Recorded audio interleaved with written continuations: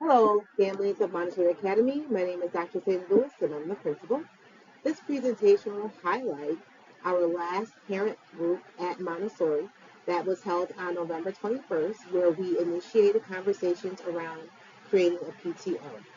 Now, while our attendance was light, the two parents that did come gave me lots of ideas around how to start a PTO here at school. So these slides will be shared. The slides I will share with you are the slides that were presented at our last meeting. So what is a PTO? A PTO stands for Parent-Teacher Organization that brings together parents, teachers, school staff to support students and improve schools through encouraging students and teachers, promoting community involvement, supporting the welfare of students and families, helping students build self-esteem, supporting school staff, and addressing the needs through volunteering and funding. So some schools have a PTA and while others have a PTO. So this slide explains the difference. So the PTA is a nationally recognized structure that has strict rules, bylaws, and is supported by membership giving scheduled dues. Our PTO is made up of local independent groups of teachers, parents, and school staff members that function under their own internal bylaws. Who are members of PTO? They consist of parents, teachers, school staff, the principal, and volunteer coordinators. I do want to illuminate that while the principal is a member of the PTO, typically the principal does not serve as the lead facilitator or president of a PTO.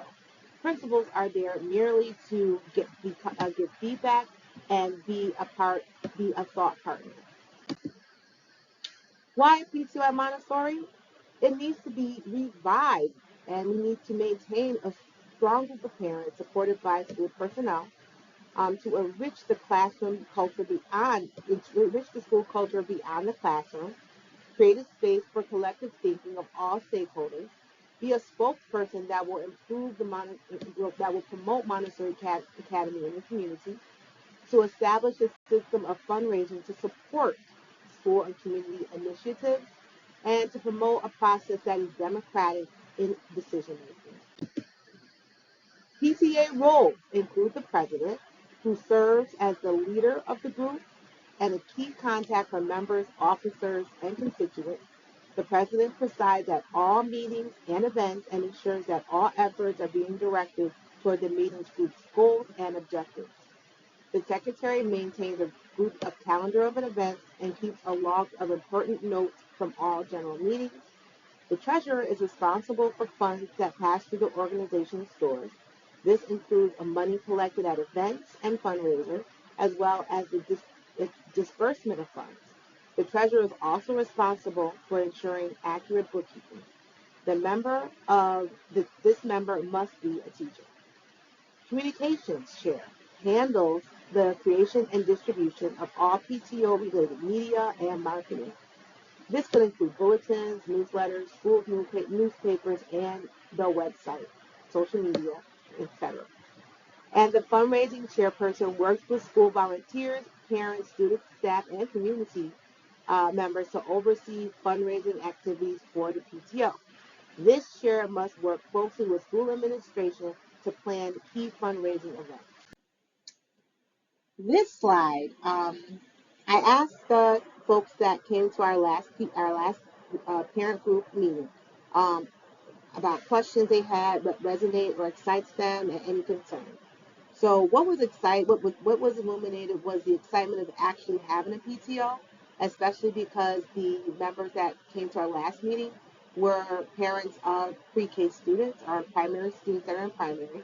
Currently, there are roughly 135 students that are in my primary classroom. Those are students in grades pre-K through K, which means I have over 200 families that are connected to Montessori Academy that we hope to maintain, keep, and grow and strengthen relationships so that those children will stay in our building and graduate when they hit sixth grade or move on to seventh grade. So that was very exciting.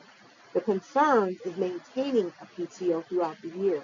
It is very exciting to start a PTO, to get lots of support and interest, but how to maintain it is a concern. We know that our families are very busy. There's a lot going on outside these school walls. And how do we maintain a very strong PTO so that we can not only continue throughout this school year, but meet in the summer and plan for the next school year, year after year. And hopefully with this membership, we will generate lots of innovative ideas to make sure that our concerns are no longer concerns. So next steps, our next PTO is going to be December 19th at Montessori Academy in the library. We're going to begin at 6 p.m. And the next steps will include to determine future meeting dates, time, and location. I understand that maybe 6 p.m. may be too early for some families, or it's just right on time. The location, perhaps you want to meet separately outside of Montessori Academy. It doesn't always have to be in this building, but it is convenient. What topics should the PTO immediately address? What are some topics that should be put in the future? That will be as part of the next meeting's agenda. What topics should be considered in the future, which I just said? What are some fundraising ideas that could be held at Montessori Academy? At our next meeting, we'll be prepared to nominate officers. The role of the officers will be shared again for discussion, and then they will be nominated. Perhaps people in attendance will self-nominate, that they will nominate themselves to take on a role. And what should the communication be to get teachers to our next meeting? Who should take the lead on that? So that'll be for our next meeting that will be happening on December the 19th at Montessori Academy. So that concludes the presentation that for our PTO um, initiation. I appreciate you for taking the time to listen to this presentation.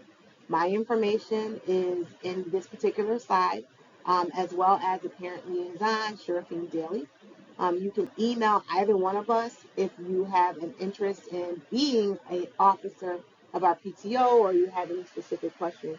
Please feel free to reach out. Thank you.